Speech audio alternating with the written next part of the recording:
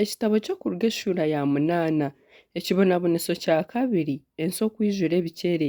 Mukama yagambira Musa ati zowa Faraaho omugire oti oku nikwo Mukama arikugamba nagira ati leka abantu bangye bagyende bampeereze kandi ku orayangye kubarekura reeba ninyija kuteera ensi yawe yoona ebikere omugyera nigwija kwijura ebikere byinamukye bitaho omuka yawe bize omu kishengye ky'oraaramu bihikye n'aha kitabo kyawe n'omu nju z'abaheereza baawe n'abantu baawe bihikye n'omu mateekyero gaawe n'omu bintu byawe by'okugoyeramu emigaati kandi ebikere bikutembe bitembe abantu baawe n'abaheereza baawe boona. Mukama yagira Musa ati gambira Aarooni oti banga omukono gwawe okwise enkoni aha migyera n'otugyera n'ebinyanja ebikere byinamukye bibugye ensi ya Misiri. Aarooni yabanga omukono gwe aha maizi ga Misiri ebikere byinamuka byashweka ensi ya Misiri. Abafumu nabo bakora batyo n'oburogo bwabo binamura ebikere ahansi omuri Misiri.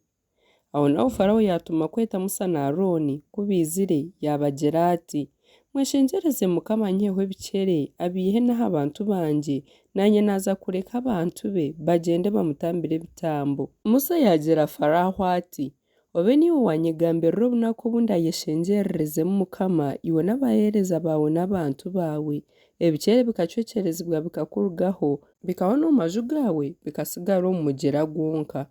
Faraaho yamugarukamu ati nyenkya kare nawe ati kibe nk'oku wagamba obone kumanya ko hatariho rukushushana na Mukama Ruhanga wiitu.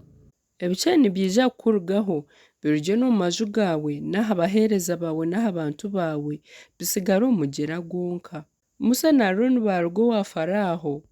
Musa yatakira Mukama ahabw'ebikere nk'oku ahikiriziine na Faraaho. Mukama yakora nk'oku Musa agambire ebikere byafeera omu maju n'omu bibuga n'omu Misiri byahwaho. Babirunda emituumo n'emituumo ensi yanuuka ekijunde. Kwonka Faraaho ku yareebire byabaho gye yagangaaza omutima gwe tiyabahurira nk'oku Mukama yagambire. Ekibonaboneso kya kashatu okuteerwa enda. Mukama yagira Musa ati gambira Aarooni oti banga enkoni yawe oteere omucuucu gw'ahansi guhinduke enda omu nsi yoona eya Misiri.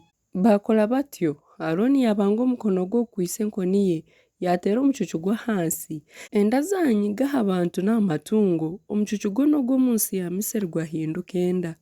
Abafumu nabo bateeraho kureeta enda n'oburogo bwabo tibabaasa enda zanyigaho abantu n'amatungo. Abo bafumu bagira Faraaho bati mbwenu oru n'orukumu rwa Ruhanga. Omutima gwa Faraaho gwagangara tiyabahurira nk'oku Mukama yagambire. Ekibonaboneso kya kana okuteerwa eshohera.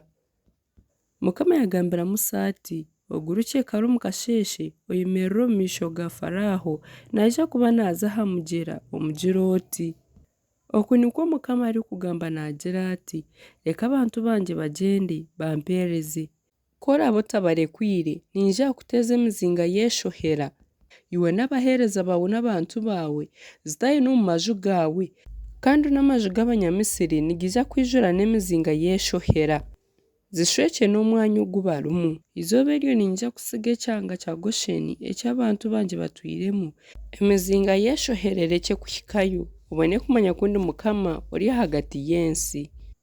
Ninja kuta omutaano ahagati y'abantu bangye n'abantu baawe nyenkya kare aka akamanyiso nikiija kubaho. Mukama yakora atyo emizinga mingi y'eshohera yataaha omu nju ya Faraaho n'omu maju g'abaheereza be n'omu nsi yoona eya Misiri ensi yasiisikara ahabw'egyo mizinga y'eshohera. Faraaho yatuma ahari Musa na Aarooni yagira ati mugyende mutambire Ruhanga wanyu ebitambo omu nsi egi. Musa yagira ati tikihikire kukora tutyo ahakuba nitwija kutambira Mukama Ruhanga wiitu ebitambo ebirikuzira aha Banyamisiri. Mbwenu kuturatambira ebitambo omu maisho g'Abanyamisiri barikuzira tibarikwija tuteere amabaare. Kwereka tushemereire kugyenda orugyendo rw'ebiro 3 omu ihamba tutambire Mukama Ruhanga wiitu ebitambo nk'oku arikuturagiira. Faraaho yagira ati ninyija kubareka mugyende mutambire Mukama Ruhanga wanyu ebitambo omu ihamba konka mutazaare munonga kandi munyeshengyerereze Mukama. Musa yagira ati reba naza kuruga omu maisho gawe nze kweshengyereza Mukama emizinga y'eshoherero gye ahari Faraho n'abaheereza be n'aha bantu be nyenkya kare konka Faraho atagaruka kugobya obundi okutareka abantu kuza kutambira Mukama ebitambo. Musa yaruga omu maisho ga Faraho yayeshengyereza Mukama. Mukama yakora nk'oku Musa yagamba ihe emizinga y'eshohera ahari Faraho n'aha baheereza be n'aha bantu be tahasigaraho shohera n'emwe. N'obwo nabwo Faraho yagangaaza omutima gwe tiyarekura abantu kugyenda.